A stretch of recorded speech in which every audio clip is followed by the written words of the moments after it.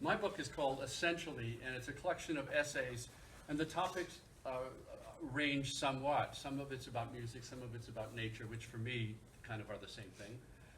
And some of it ends up being about aging as well. But what I'm going to read from tonight is an essay about the jazz pianist Bill Evans. And once we set this up, I knew, having read Rachel's book and liked it so much, that this would be the best choice to play off what you're going to hear from her, in that we're both attempting something of a biography. This is a long essay, it's not a whole book. I'll just start at the beginning and read 10 minutes worth, and then we'll go on. Who was Bill Evans? Start here. 1. His music, like his personality, had a questioning quality. 2. He wasn't a narcissist, apparently. 3. He sought the essence of the material in its harmonic implications. 4. Miles Davis said, "It's a drag he's dead. Now I'll never get to hear him play Alfie again." 5. He started as a flute player. 6. He didn't live as long as he might have otherwise. He didn't live to be old. 7. Whereas many people don't eat properly when they're kids, he didn't eat properly at the end of his life. Malnutrition was listed as a contributing cause of death. Coffee, also cocaine. 8. He loved to golf, bowl. 9. His longtime girlfriend Elaine threw herself in front of a subway train in 1970. 10. He had lifelong feelings of inadequacy.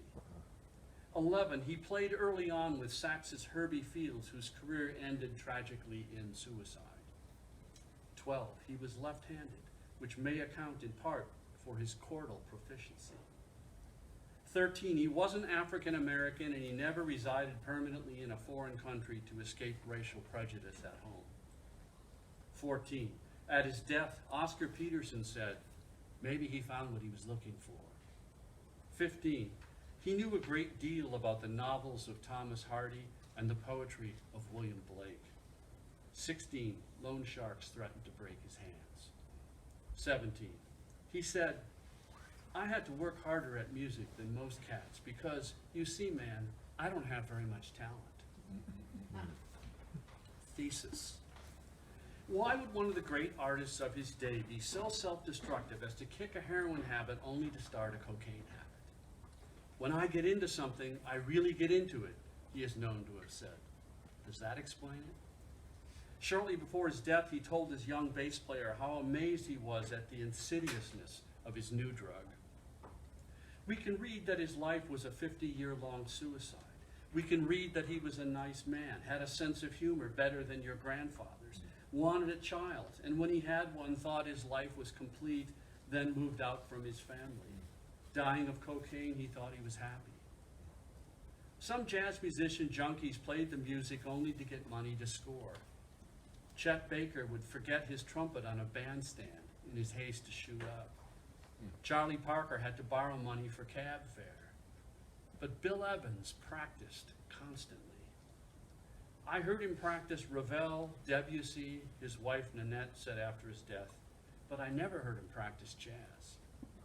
He said, "You don't understand. It's like death and transfiguration. Every day you wake in pain like death, and then you go out and score, and that is transfiguration. Each day becomes all of life in microcosm." A poem by Muso Seki. "Leaving my footprints nowhere, south or north, I go into hiding, here by the bay full of moonlight." Bill Evans is given credit for inventing the jazz piano trio. Think about it. No blaring horns, no chick singer, nothing to dance to. A piano is an instrument that can't color or bend tones. What it is, it is. It's so common as to be in every parlor or basement. So playing it for a professional is like making poetry from the words printed on a menu or a cereal box. In the years between Sinatra and the Beatles, Bill Evans formulated a new jazz instrument consisting of 3 people joined at the beat: piano, bass, and drums. This rough beast was amorphous, something to be agreed on, not timed. And of the three players, it was the bassist and the pianist who most played as if from the same body. It's not what you play what I play, which would be an untrained listener's first assumption. It's you anticipate what I'm about to play based on what I'm playing right this second, what I've played since the tune has begun, what we've played in all the nights and years we've worked together, and on the basis of everyone who's ever played or recorded this tune. And of the trios Bill Evans led, it was his first with bassist Scott LaFaro that was the most prescient, where the piano and bass first melded into this new animal. No one accompanied anyone else, rather partners. Play something that you think will fit perfectly, not too obviously, not unsubtly, with what you think I'll play. Surprise me, but don't get in the way, don't piss me off. The audience? Oh, are there people sitting out there? Okay, they're allowed to listen over our shoulders. They don't understand. Then Scott LaFaro was killed in a car wreck, age 25. Bill Evans was 31. His reluctance, or in Keep News, the trouble with Bill, and as much as anything, that was the cause for our deciding to record him live, was always persuading Bill to play at all. Nanette Evans. Of course, Bill would never have let any work out at all if he wasn't compelled to support a career. Bill Evans. It is a peculiarity of mine that despite the fact I am a professional performer, I have always preferred playing without an audience. You don't understand. Bopsters of the 50s often took up heroin because Charlie Parker used it, even though Bird said dope never made anyone play better. We listeners like to plug in the sociological explanation that the racism of the day drove these great but disrespected artists to despair. Bill Evans was white. He was a punk, said Stanley Crouch, an African-American critic years after his death. While Bill was often broke, he never lacked for work except when his habit got out of hand. The pain is in the music. That much we can hear, especially in the ballads he was famous for. Why do we assume that the life of someone who was a great artist should be more easily explained than the mystery of our own experience? A fact is not sound. A collection of facts does not necessarily carry the logic of music, or even the music of logic. Biography is tyranny. The White Tuxedo. One story has it that near the end of his life, performing at the Village Vanguard, he showed up late for the gig, dressed in a white tuxedo and eating a chocolate popsicle. He was in a bad state, but played beautifully, all but unaware, as the chocolate melted over the keyboard. And a bit later. 1. Fall 1970, tells his longtime girlfriend Elaine that he's leaving her, probably because she couldn't bear children, in order to marry a woman he's recently met. After he leaves for California and the woman he would marry, Elaine throws herself in front of a subway train in New York. His manager arrives to identify the body. 2, July 6, 1961, Scott LaFaro, 25, bassist, car accident. 3, late 1971, Gary McFarland, 38, vibraphonist, collaborator. He, along with a friend, drank cocktails into which liquid methadone had been poured.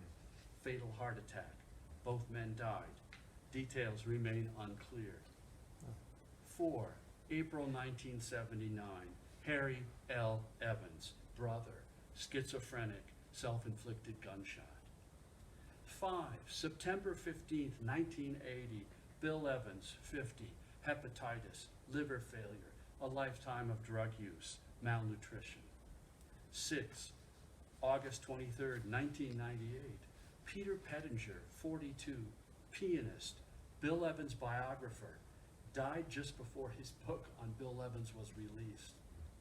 7, every day you wake in pain like death. 8, many clubs pay more attention to their trash cans than the house piano. Thanks.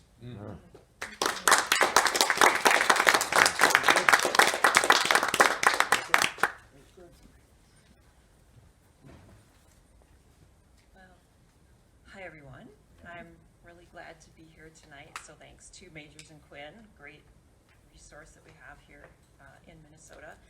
Thanks to Dick for reading and for asking me to be here tonight. I was really doubly pleased to be on the bill with Dick because I did take his class, a graduate class, in 2000, the Creative Nonfiction Workshop. I was a history major at the time, but I had to take a couple of classes outside of history, and I was a journalist at the time at the Mankato newspaper, and that was really my tunnel vision focus. I didn't really know much about writing outside of journalism, so I thought, well, this will make me a better journalist. I'll put some tools in my toolkit to be a better journalist and tell a good story. And I wrote a piece in that class about growing up in Waseca, Minnesota, where my dad, all right, well, we'll have to talk later, where my dad was a gravedigger. And it was a memory that I had, and I thought, well, this is a good excuse to write it down. And we workshopped it, and I don't really remember the feedback, but I remember feeling like, oh, wow, this is another type of writing I could do. And I thought, well, there's more stories where that came from regarding the cemetery and my dad. And so that was the place where this book was born, was in Dick's class. That was the very first essay that I wrote for my first book, which will be The Last Ones to Let You Down. That came out 10 years ago already. But I am here to read from, not the Camilla we knew, One Woman's Path from Small Town America to the Symbionese Liberation Army. I'll read from the introduction. So there's a prologue and then there's an introduction that kind of sets up the story, but this really particularly sets up why I'm interested in this story and how I came about it. So I'll start there. When I saw Camilla's photograph for the first time in 1999 in a Minneapolis Star-Tribune article, I stared at it for a good long while. Here was a woman in her mid-20s, the same age as I was. When I was little, I pored over my older sister's high school yearbooks, captivated by the even teeth and feathered hair of her classmates. I was trying to divine what made them beautiful, as if the secrets to popularity and success would leap from the page if I looked long enough. I stared at Camilla's photo not to divine beauty, but to try to understand her. Here, in the black and white of a newspaper, was a mystery waiting to unfold. How a soft Minnesota girl, the daughter of a Lutheran pastor, became a revolutionary. I was conceived around the time of Hearst's kidnapping and born 5 months after the shootout that killed Camilla in southern Minnesota, just 40 miles from where Camilla grew up. But the SLA had a way of sticking around so that I grew up knowing its defining storyline, that of Patty Hearst. My family and I watched the television news every night. Dad was a gravedigger and cemetery groundskeeper, and his work depended on the weather. He used the forecast to plan his next day's schedule. Before the meteorologist spoke, though, we had to sit through 15 minutes of news. On January 29th, 1979, the top news story was President Jimmy Carter's commutation of Patty's sentence for bank robbery, which freed her from prison. I was probably watching those news reports, although I was young. The name Patty Hearst entered my subconscious. Patty became an instant celebrity by virtue of both her family's wealth and status and her famous kidnapping. Her words on the SLA communiques, "Mom, Dad, I'm okay," images of her, especially the one of her holding a machine gun posed in front of the SLA emblem, and her multifaceted narrative, the friction between her parents, her kidnapping, her months on the run, and subsequent trial, played well on TV and in newspapers and magazines. Patty was everywhere. She popped up again on news programs and talk shows in 1982 for the release of her book, Every Secret Thing, in which she recounted her time in the SLA. The director, John Waters, became so enamored of her that he cast her in several films. And throughout the 1980s and 1990s, the SLA story would appear on tabloid shows like A Current Affair and Inside Edition. But Patty was always the blinding sun, and all the other SLA members orbited in the shadows. How easy it was to forget there were others, or to never even know of them in the first place. The SLA story resurfaced again in 1999, and this time the attention would stick, especially in Minnesota. When I first saw Camilla's photo, she was again overshadowed by a big name, but not Patty's this time. Camilla was just briefly mentioned in the June 17, 1999 edition of the Minneapolis Star-Tribune, The main story's headline was 70s Revolutionary Arrested in St. Paul. That article was about Sarah Jane Olson, who had joined the SLA after the shootout that killed Camilla. She was arrested on charges stemming from a bank robbery that killed a woman and for allegedly planting pipe bombs, none of which went off, on police cars. At the time of her arrest, Olson was a doctor's wife, a community volunteer, an amateur actress, and mother of 3.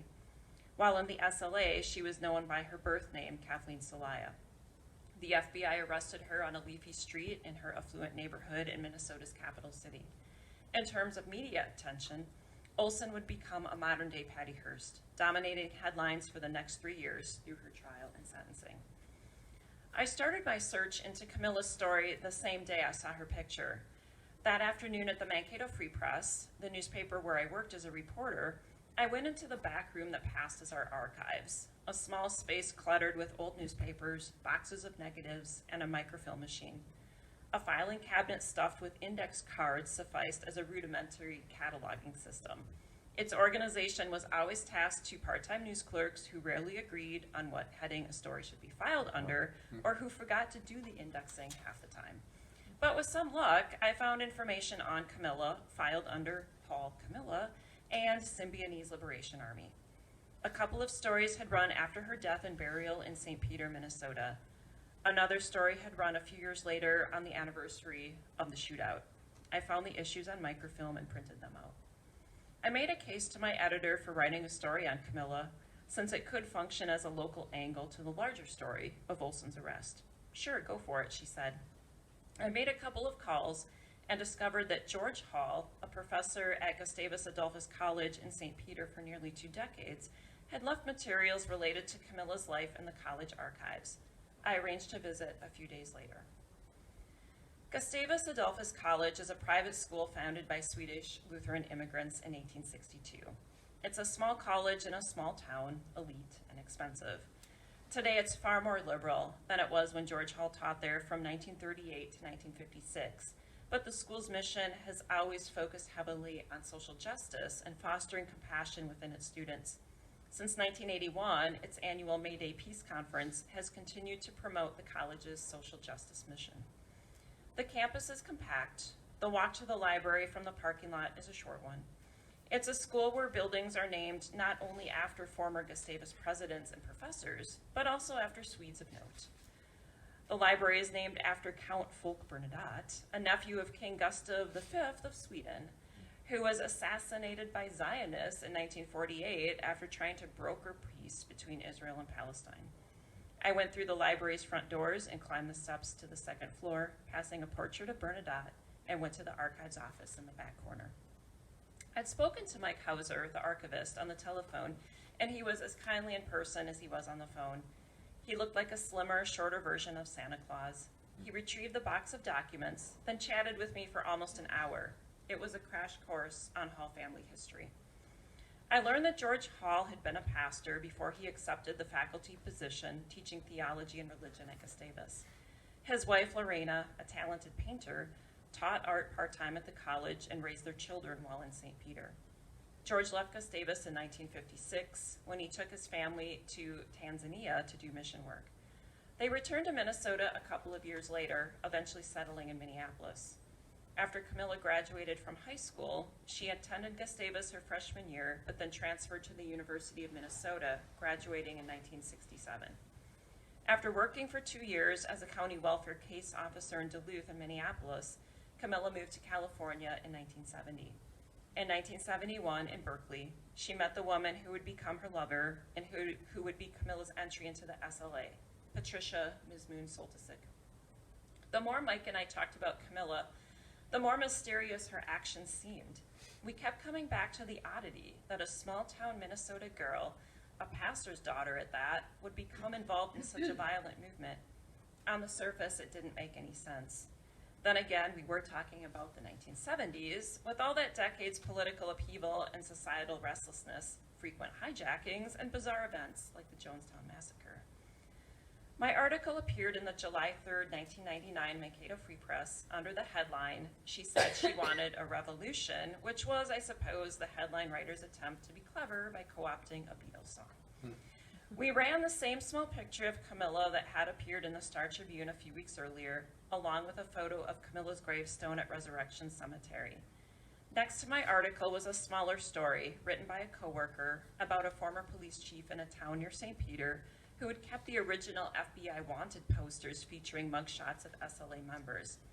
When he headed the department in 1974, he had wondered if the SLA might try to hide in Minnesota, drawn here through Camilla. I surely kept an eye open for California plates, he said in the article. The police chief had winnowed his belongings over the years, but 25 years later, he still had the wanted posters. Some pieces of history are impossible to let go of. And I'll stop there. Yeah, that would be good. Now Dick and I are going to talk. Yeah. We're going to talk to each other. Right. And we will yield to you.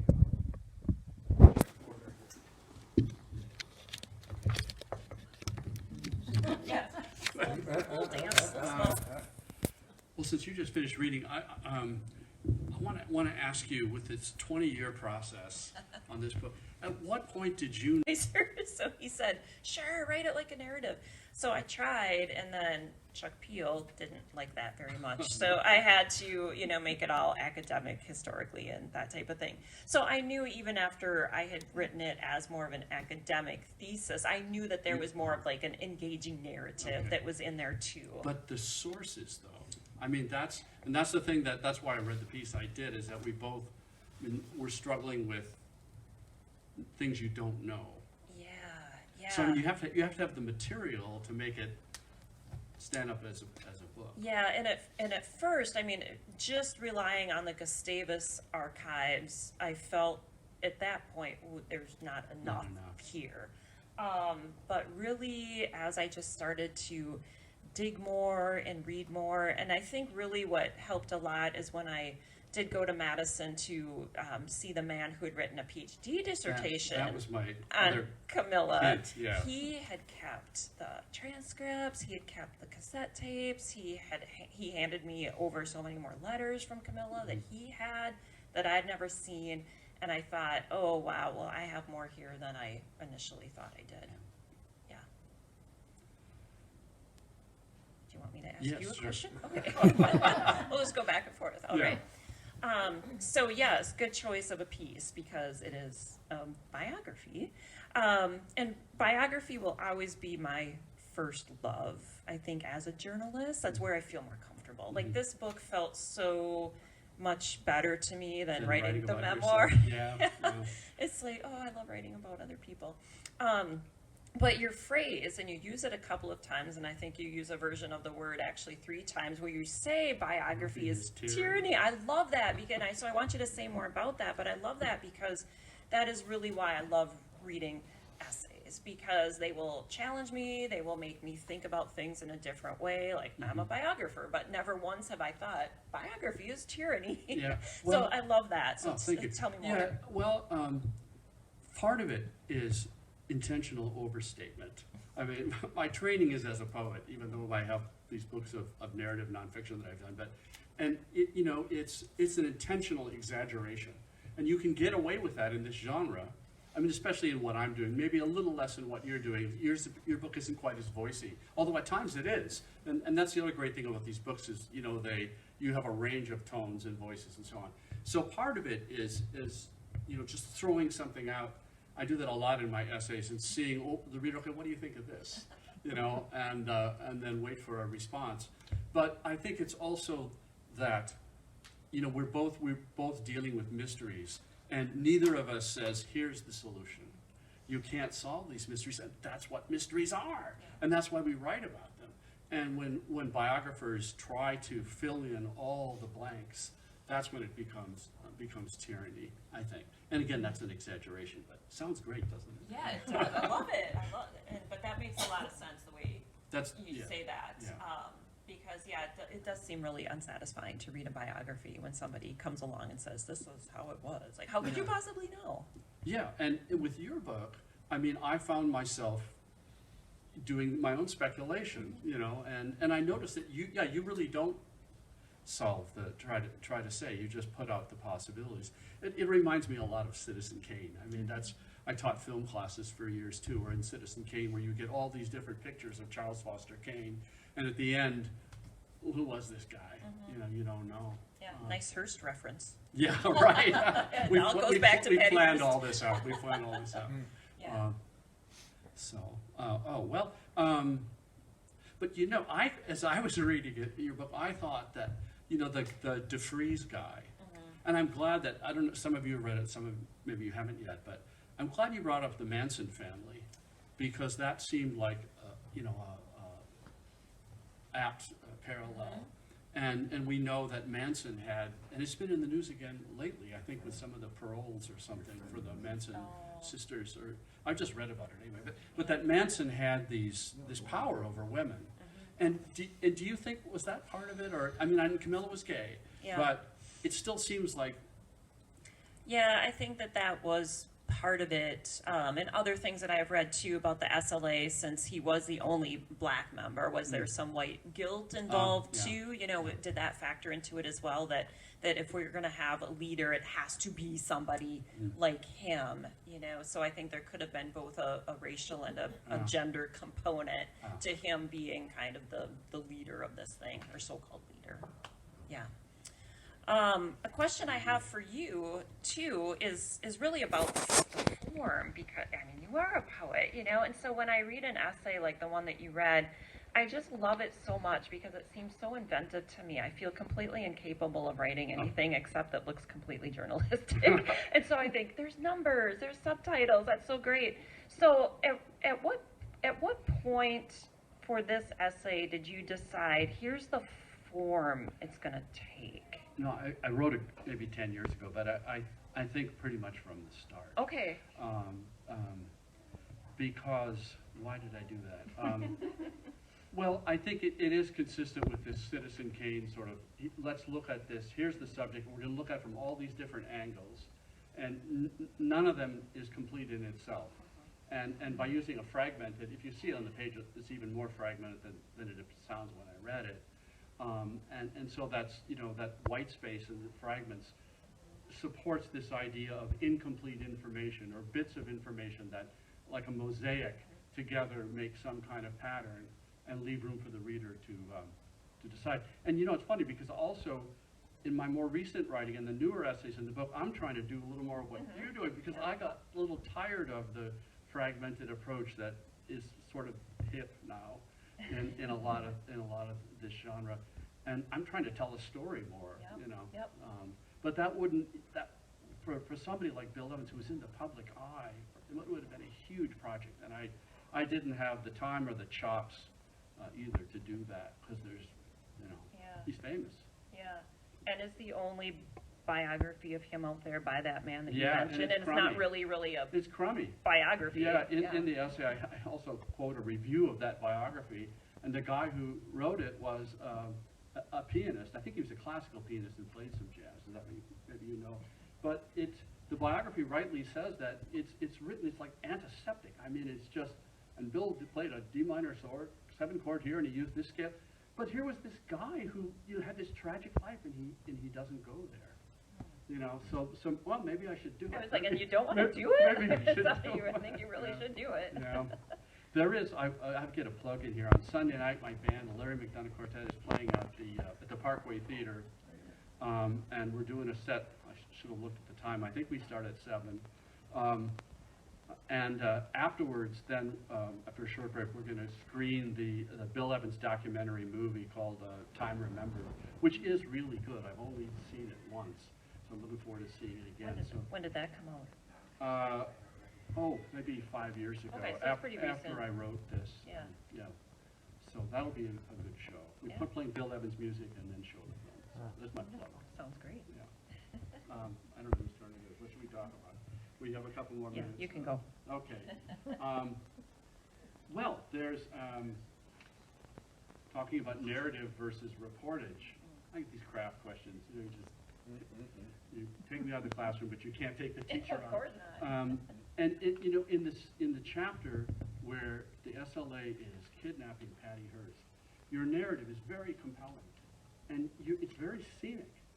And, I mean, I'm wondering if you tried other ways to do that, because, I mean, we get a very close narration from Camilla's point of view, and you know, and you're trying to be careful not to make things up, but it's, you know, once, I don't know if this makes sense to you, but once you start casting things in time, this happened, you know, and she was afraid, and, you know, some of it's conjecture, so I'm wondering about how that came about. Yeah, I think that I just did that approach from the get-go. There's a great book, it came out in 1977, called Voices of Guns, and to me, that's really the definitive history of the SLA. It's super detailed, and, you know, it's only a couple of years after it happened.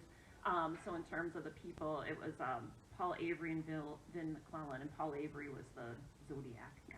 You know, he was involved in the whole Zodiac killer situation that was out there shortly after that. But you know, they were able to interview people right in the moment, basically, you know, because it hadn't been that long. So just a lot of great detail. So there's great detail so about that, about Yeah. that event. But yeah, I mean, I do that in my memoir too, in terms of that's definitely the creative nonfiction, right, where a reporter wouldn't go. But I feel like, okay, knowing everything I know about Camilla in that moment, or if it's my memoir, knowing everything I know about my dad or my grandma, like what logically could have they been thinking, you know? And so I do make that leap. It had to have been frightening, intense, right? Like there's no other way that she would have been like, oh, this is just another night out of town, you know? So it's just kind of logical assumptions, right, of what somebody might have been thinking in that situation. And we can't get into this with any place in this genre, into that thing. Remember the guy who wrote the biography of Ronald Reagan who made up a character? Of himself? Yeah, I don't know, I never read it because it sounded awful. Yeah. So you don't want to be making up dialogue. You didn't put any dialogue in there, just some italicized. So it's very, very wise. So you don't want to fictionalize. Right. It becomes non-faction, I think, is the term for it. Yeah. And every writer has their, like, where they're comfortable with that. Where are you comfortable? Like on that truth spectrum between reportage and completely like John DeGotta, I'm going to make things up. You know? Yeah. Oh, no. Don't mention that. Yeah, I'm pretty conservative on that. Because maybe this is too shop talking for them. I don't know what because it's so easy, or not so easy, but there are ways to get around it and to create something close to a scene without making up details. You know, by speculation and by sources and, you know, using italics and telling the reader you're fictionalizing. In my essay, I have some sections that are called a fiction. You know, one is a fictional monologue from Bill Evans' point of view. But I just tell the reader, I'm making this up. You know, based on here's everything I found out. Now I'm saying this, and I think it's obvious why. You know, I have him say the things he says. Yeah. Even though I tell you it's fiction. Yeah. But that's a great point. You know, that perhaps, or I imagine, or maybe it happened this way. You know how important those signal words are. Yeah, in nonfiction. Should we? I'm watching my clock. Yeah. Sure. I think we could. Yeah. I think we could open it up for questions. Oh, looks like Andy has a question. So, I know Larry McDonough, I'm coming to one. Oh, good. Okay. Yeah. Great. Okay. So I'm going to go buy the book, get an autograph, I hope, and find out more. But can you just tell us whether or not, after all the research and looking into it you did, whether it was a justifiable shooting of Camilla? Whether the cops were right to be shooting people? No, I really don't think it was justifiable. I mean, if you just simply look at the numbers, right? There's 400 officers for 6 people. Not that they knew exactly there were 6 people in there, but at the most there would have been 9 people in there. I mean, could you imagine if that was happening today? I mean, it just the strength of numbers is crazy. But of course, you have 2 competing narratives, as often happens in history, right? So you have the official LAPD report that, of course, that would be completely justifiable, and then you have the investigator that was hired by the families of the people who had died, including the Halls.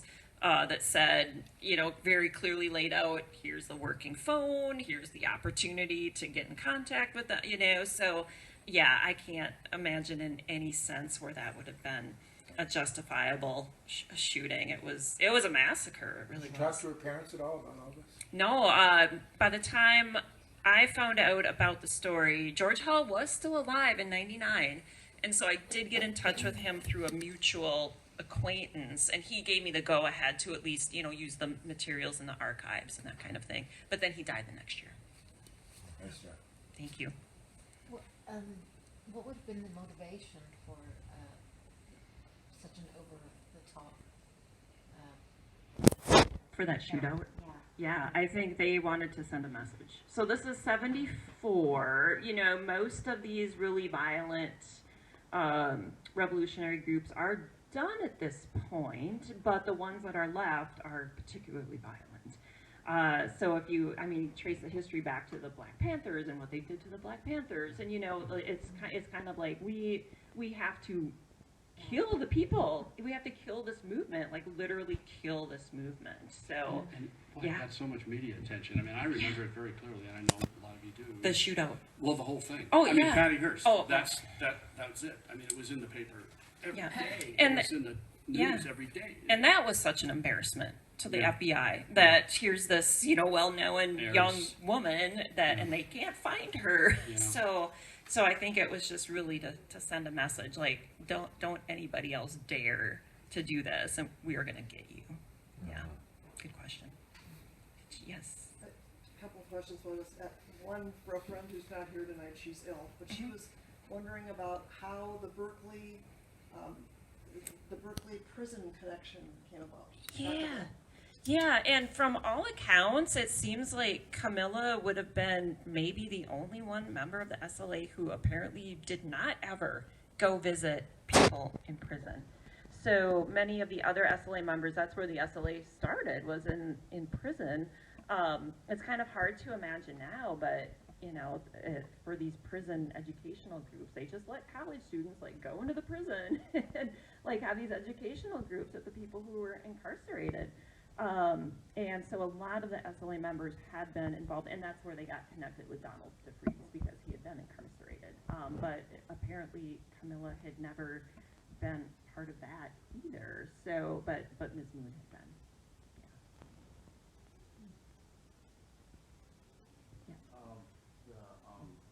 When Marcus Foster was killed, they were mad about that because the blacks did not Right. they were against him. Why did he, Yeah. he was the superintendent of Oakland School.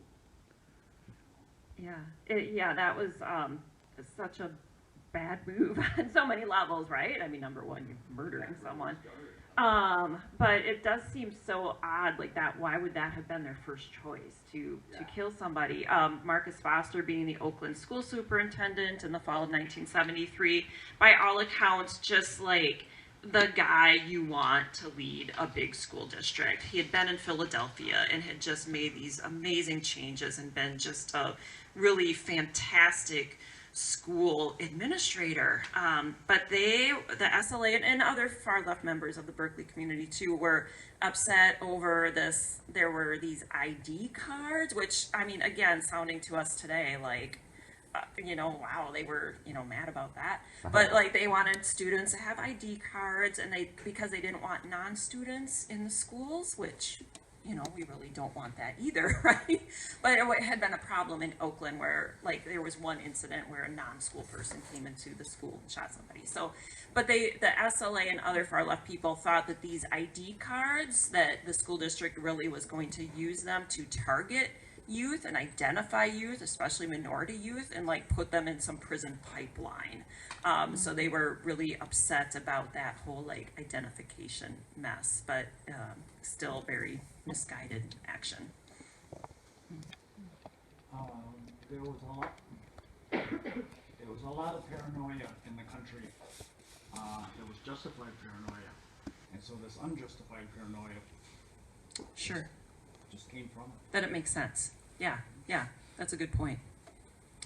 Do you have a question, Betty? Well, it's not a question, but it's a comment, and you're probably very aware of this, but we went to high school with Candy at Washburn, and we have another friend that couldn't be here tonight, but she didn't know which book was what, and she bought your book and your book. And then she did some investigation about you, and, one of the, narratives or a picture or whatever brought up Bob Rockwell, who is also a saxophone player Yeah. and a Minnesotan, and Bob Rockwell, you know what I'm talking about. I know the name, I've never met him. Okay. Yeah. But he is in your book. No, I don't think She said there was a reference to Evans Mm. with Bob Rockwell, who was a saxophone player also. And, but she really loved your book. What by mistake? But I'll take that. I'll sweep up those crumbs. Yeah, she liked it. She Happy liked mistake. it a lot. And, we, of course, were really good friends of Candy's and part of the group that decorated the house when Nan died. And I mentioned this to Rachel, that we were given, we were allowed to skip school to go to the Nan's funeral at Mount Olivet. And then several of us had gotten a key from Candy to decorate, buy a Christmas tree and decorate it. So we did, and the next day we got to school, and the vice principal at Washburn called us all down and suspended us. We had approval to go to the funeral, but not to be gone in the afternoon. Yeah, Ridiculous. it completely, I mean, you're doing this beautiful, good